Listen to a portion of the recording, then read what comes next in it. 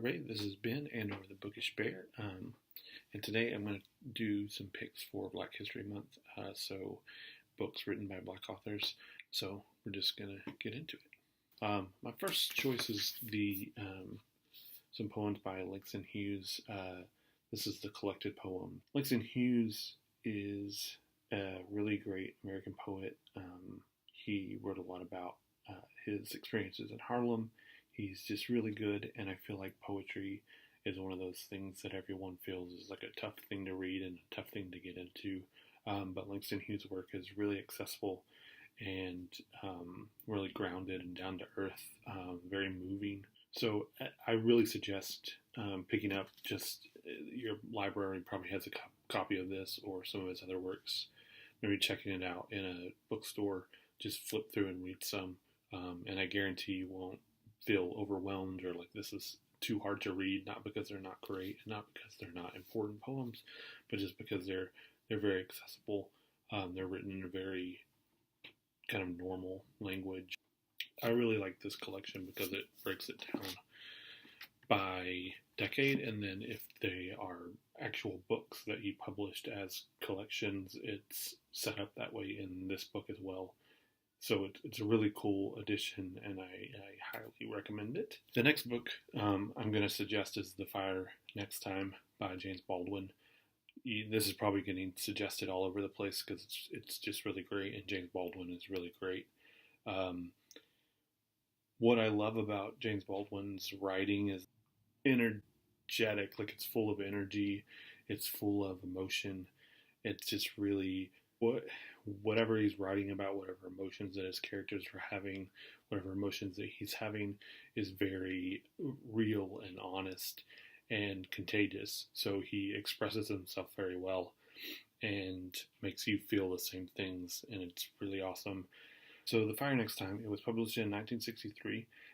So it's two letters. It is a letter to his nephew on the 100th anniversary of the Emancipation. So that is really moving and powerful, and I think an important look at an important issue is just really powerful. The second is a letter titled Down at the Cross, and it's sort of about his realization when he turned 14 about what it meant to grow up, what it meant to grow up black, and just really important as a white dude to hear and to learn from. And it's things that if you aren't hearing on a normal basis that you need to hear. It's tough to read, and but it's really valuable, and I really suggest that you check this out, or anything by James Baldwin, really, because he's amazing. My next choice is another one that's probably going to get put on a lot of these, is Invisible Man by Ralph Ellison. So I read this for the first time this past year. I remember in high school I picked it up and started reading it, and I thought I was reading the H.G. Wells, The Invisible Man, but this is very different. And as a high school schooler, just wasn't into that. So it was first published in 1952. And the thing about this book is that it's so raw and real about the emotions of this black man who is from the South and then eventually moves to New York. But I think most importantly, it's about a individual, a person, or a group of people being silenced by society, and the way that happens and the way that it works and what it looks like. And it's told very well. There's a scene in the book where an innocent black man is shot by a cop, and it's tough to read because it's infuriating and it's heartbreaking, just within the context of the story, but also within the context of what's going on in America. It's still to this day, and this was written in 1952 or published in 1952, and we're seeing the same struggles, the same problems, and it's just kind of ridiculous and, again, infuriating and heartbreaking. I wrote a longer sort of essay review type thing after I read this on my blog, so I'll link to that as well if you want to read more about that, just about how it made me feel in terms of being made to feel invisible as a gay man in America. I definitely would read this. It's a tough read, just subject-wise, but it's just so good. It's so well written, and I highly recommend it. So my next choice is On Beauty by Zadie Smith. So this is a lighter, much lighter read than the other things that I've mentioned.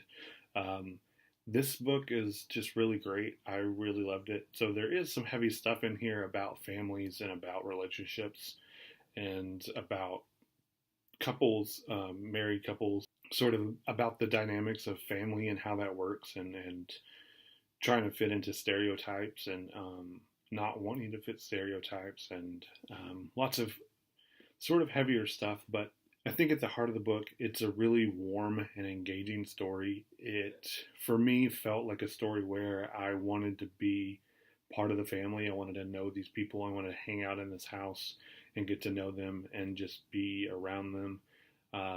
It's just really warm and inviting, and them as a family felt that way to me. So I really suggest this book, and I think that you'll probably enjoy it. So my other choice, this is called God Says No by James Hanahan. So this I read a long time ago, and I'm going to be honest, it's been such a long time since I've read it that I don't remember it very well. But I do remember the story, and I do remember the impact that it had on me.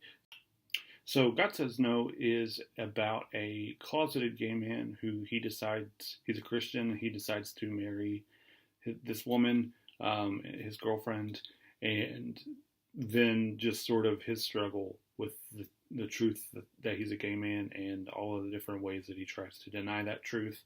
He eventually goes to like a pray away the gay conversion type thing.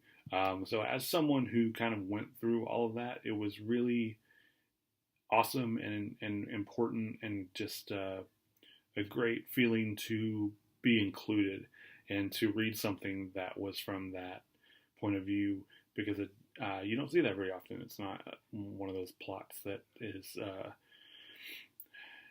beaten to death. So it's great. I recommend it. I will probably reread it soon, because as an adult now who's sort of been through all of that, on the other side, I'm sure it's going to be a very different reading experience. Yeah, you should check it out.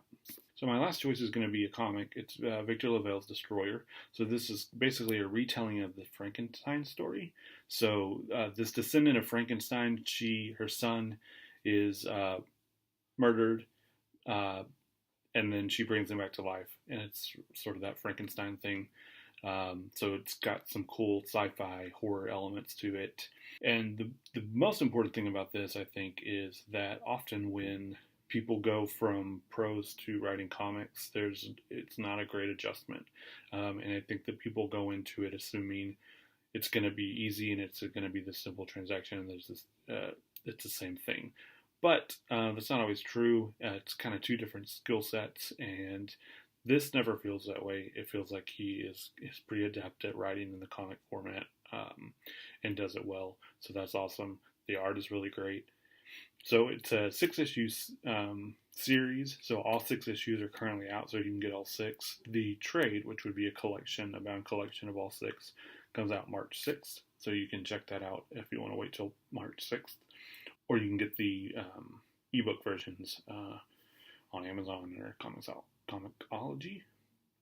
So yeah, check that out.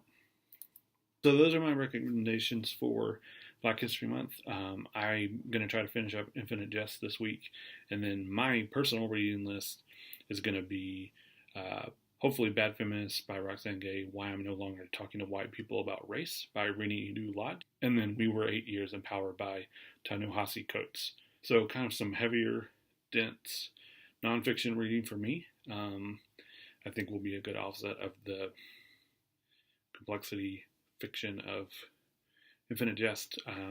So if you have anything to say about any of those books, if you have any other recommendations by Black authors, please put those in the comments, and I will check those out. Or if you have anything to say about any of the books that I mentioned today.